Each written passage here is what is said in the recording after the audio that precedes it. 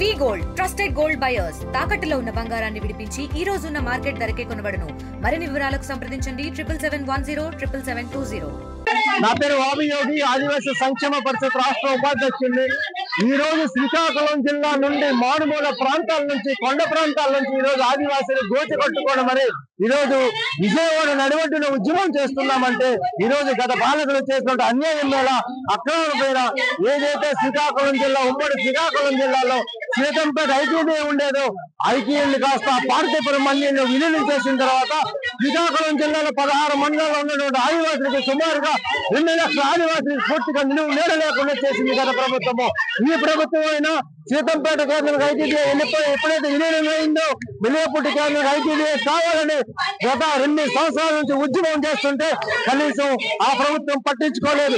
ఈ ప్రభుత్వం వచ్చి గతంలో ఎన్నికల ప్రచారంలో చంద్రబాబు నాయుడు గారు వచ్చి మేము అధికార పక్షంలోకి వచ్చిన వెంటనే మేము ఐటీడీ స్థాపిస్తామని చెప్పారు.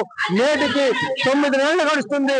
ఈ ప్రభుత్వం వచ్చిన తర్వాత 2 అసెంబ్లీలు ఈ రోజు జరిగాయి. ఏ అసెంబ్లీలో కూడా తీర్మానం చేయలేదు. మొన్న మా శ్రీకాకుళం జిల్లాలో ఎమ్మెల్యేలు అలాగే బొగ్గు గోవింద్ గారు కానీ, అలాగే మామిడి గోవింద్ గారు, బొగ్గు రామమూర్తి గారు, అలాగే పూణ రవికుమార్ గారు ప్రస్తావిస్తే ఆ శాఖకు సంబంధించినటువంటి గిరిజన శాఖ మంత్రి వారు ఏదో ఇస్తామంటున్నారు కానీ ఇస్తామని హామీని కాదు, అసెంబ్లీలో తీర్మానం చేయాలని ఆదివాసీ సంక్షేమ పరిషత్ తరఫున డిమాండ్ చేస్తా ఉన్నాం. మరిన్ని వీడియోస్ కోసం ఛానల్ ని సబ్స్క్రైబ్ చేయండి. లేటెస్ట్ అప్డేట్స్ కోసం వాట్సాప్ ఛానల్ ని ఫాలో అవ్వండి. ఆ లింక్ డిస్క్రిప్షన్ లో ఉంది.